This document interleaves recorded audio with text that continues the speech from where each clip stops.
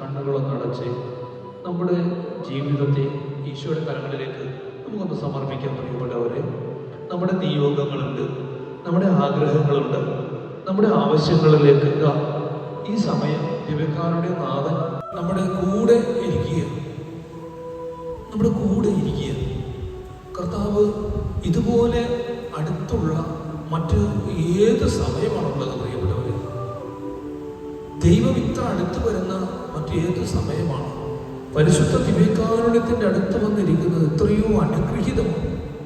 പരിശുദ്ധ ദിവ്യകാരുണ്യത്തിന്റെ മുമ്പിൽ ആയിരിക്കുന്നത് എത്രയോ കൃപയാണ്.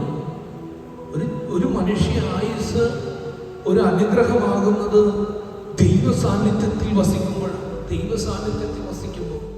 ഇതാ കർത്താവിന്റെ സാന്നിധ്യത്തിൽ പൂർണ്ണതയിൽ ആനന്ദത്തിന്റെ, ശുദ്ധതയുടെ, അഭിഷേകത്തിന്റെ, സമാധാനത്തിന്റെ, നമ്മുടെ ഭാരം, നമ്മുടെ രോഗം, നമ്മുടെ തകർച്ച എത്ര വലിയ ദുരിതമായി കൊള്ളട്ടെ, കർത്താവിന്റെ സന്നിധിയിൽ നീ വന്നിരിക്കുമ്പോൾ കർത്താവ് നിന്നെ തൊടും. കർത്താവിന്റെ സാന്നിധ്യം കൊണ്ട് നിന്റെ ജീവിതത്തിലുള്ള കഷ്ടത മാറിപ്പോകും. ഹല്ലേലൂയ.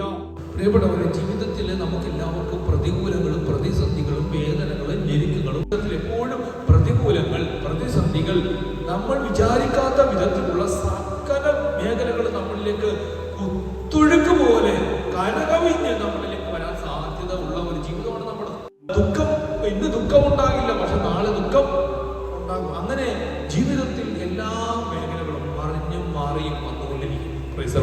ഈ വിലാപങ്ങളുടെ പുസ്തകത്തിൽ ഒരു വചനമുണ്ട്: എന്റെ കഷ്ടതയുടെ അലച്ചിലിന്റെ ഓർമ്മ എനിക്ക് കൈപ്പേറിയ വിഷമാണ്, അതിനെക്കുറിച്ച് ചിന്തിച്ച് എന്റെ മനം തകരുന്നു.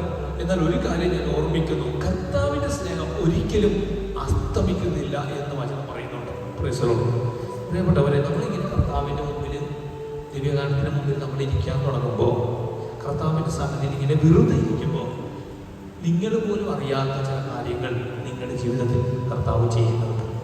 ചില മാറ്റങ്ങൾ കർത്താവ് കൊണ്ടുവരും. നിങ്ങൾക്ക് ഒരു പ്രശ്നം വരുമ്പോൾ നിങ്ങൾ ചെയ്യേണ്ട ഒരു കാര്യം, കർത്താവിന്റെ മുമ്പിൽ ഇരിക്കണം. നമ്മൾ വചനത്തെ വായിക്കുന്നുണ്ട്, ഈശോ വള്ളത്തിൽ ഉറങ്ങുമ്പോൾ കടലിൽ ഒരു കൊടുങ്കാറ്റുണ്ടായി, തിരമാലകൾ ഉയർന്നു, അവർ ഭയന്ന് നിലവിളിക്കാൻ തുടങ്ങി. കർത്താവെ, ഞങ്ങളിതാ നശിക്കാൻ പോകുന്നു എന്ന് പറഞ്ഞ് അവർ നിലവിളിച്ചു. ഉടനെ കർത്താവ് എഴുന്നേറ്റ് കാറ്റിനെയും കടലിനെയും ശാസിച്ചു. എന്നിട്ട് ശിഷ്യന്മാരോട് പറഞ്ഞു, നിങ്ങൾക്ക് വിശ്വാസം ഇല്ലേ? നിങ്ങളുടെ വിശ്വാസം എവിടെ? നിങ്ങൾ എന്തിനു ഭയപ്പെട്ടു? ഇതുപോലെ നമ്മുടെ ജീവിതത്തിൽ പ്രശ്നങ്ങൾ ഉണ്ടാകുമ്പോൾ ഇതാ നമ്മുടെ കൂടെ ഇരിക്കുന്ന ഒരുവനുണ്ട്, ഈശോ. നമ്മുടെ തൊട്ടരിയിലുണ്ടവൻ. നമ്മുടെ ഇടയിൽ നമുക്ക് തൊടാൻ പറ്റുന്ന അത്ര അടുത്ത് പരിശുദ്ധ ദിവ്യകാരുണ്യമുണ്ട്. അത് നമ്മുടെ ദേവാലയത്തിലുണ്ട്. ഒരുപക്ഷെ ദിവ്യകാരുണ്യത്തിൽ എഴുന്നള്ളിച്ച് വെച്ചിട്ടില്ലെങ്കിലും സക്രാരികത്ത് കർത്താവുണ്ട്.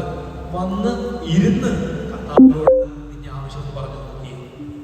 വന്നിരുന്ന് നമ്മുടെ ഇടവക പള്ളിയിൽ പോയി ദിവ്യകാരുണ്യനാഥന്റെ അടുത്ത്, ആ സക്രാരിയോട് അടുത്തിരുന്ന്, ആ അൽത്താരയോട് അടുത്തിരുന്ന് ആ കർത്താവിനോട് നിന്റെ വേദന, നിന്റെ ആവശ്യം നീ ഒന്ന് പറഞ്ഞു നോക്കി. അവിടെ നിന്ന് എഴുന്നേറ്റ് നീ വീട്ടിലേക്ക് പോകുന്നത് ഭാരമില്ലാത്ത ഒരു വ്യക്തിയായിട്ടായിരിക്കും. കാരണം നീ എത്തുന്നതിനേക്കാൾ മുമ്പേ ദൈവം നിന്റെ ജീവിതത്തിൽ നീ ആഗ്രഹിച്ച